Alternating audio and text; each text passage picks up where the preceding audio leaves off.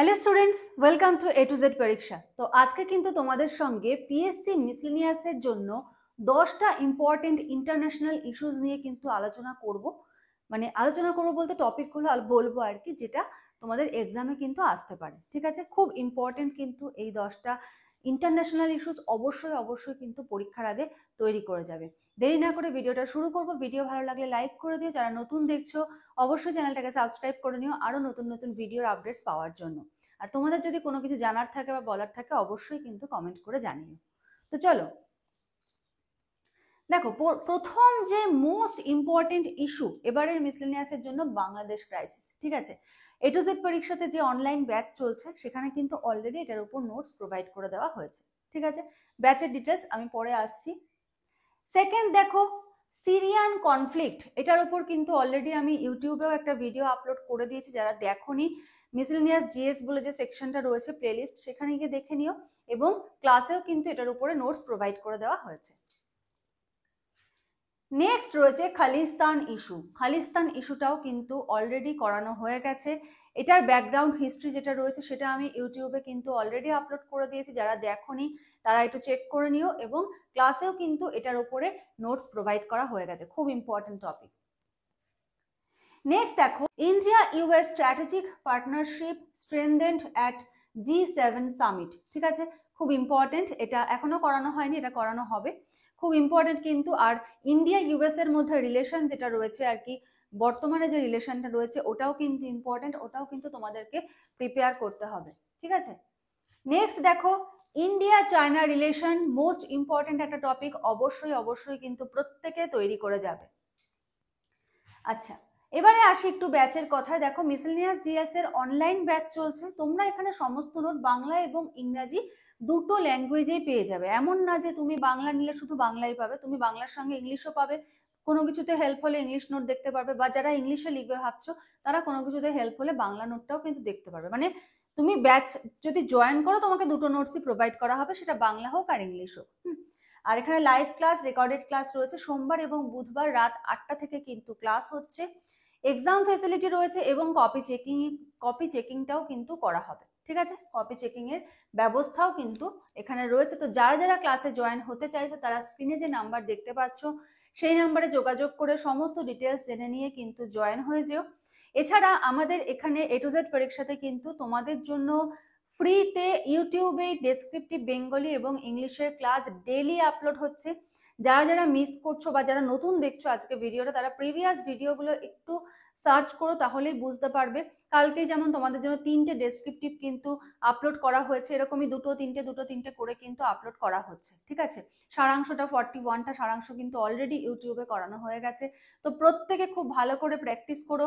A to Z পরীক্ষা কিন্তু descriptive Bengali ইংলিশের জন্য কোনো রকম পেইড ব্যাচ কিন্তু লঞ্চ করেনি, সম্পূর্ণটা ফ্রিতে কিন্তু ইউটিউবে প্রোভাইড করা হচ্ছে। এমনি 7টা প্রতিবেদন আর 7টা ইংলিশ রিপোর্ট, এগুলোর কিছু পিডিএফ করা হয়েছে। হ্যাঁ, 7টা রয়েছে সেখানে, যদি সেটা নিতে চাও 7টা মতো থাকবে, তো সেটা তোমরা নিতে পারো স্ক্রিনে নাম্বারে যোগাযোগ করে।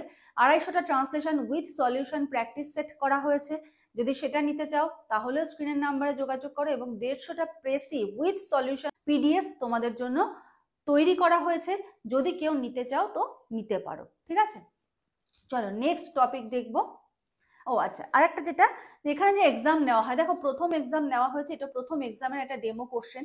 তোমরা মেইন এক্সামে যেরকম ধরনের কোশ্চেন ফেস করবে, যেরকম প্যাটার্নের কোশ্চেন ফেস করবে, সেম টু সেম প্যাটার্নে কিন্তু এখানে আমি কোশ্চেনটা তৈরি করেছি। হ্যাঁ, দেখতে পাচ্ছ এই যে, write a note on Bangladesh crisis and it's impact on Indian economy. তারপরে রয়েছে give a brief account of green hydrogen project, mention your observations about the future of this projects and it's impact on climate change. হ্যাঁ, 20-15-15 একদম ঠিক same to same এই ফরম্যাটটাই কিন্তু তোমরা এক্সামে face করবে। তো এটাতে এক্সাম দিয়ে যদি তোমরা হ্যাবিচুয়েট হয়ে যাও, তাহলে এক্সাম হলে গিয়ে কিন্তু জিনিসটাকে নতুন লাগবে না, কোথায় কোনটা আছে, কিভাবে থাকবে, কিভাবে করবে, আগের থেকে তুমি কিন্তু অভ্যস্ত হয়ে যাবে। আচ্ছা, নেক্সট দেখো, চলো পরের কোশ্চেন, পরের topic, most important topic, Israel Palestine conflict.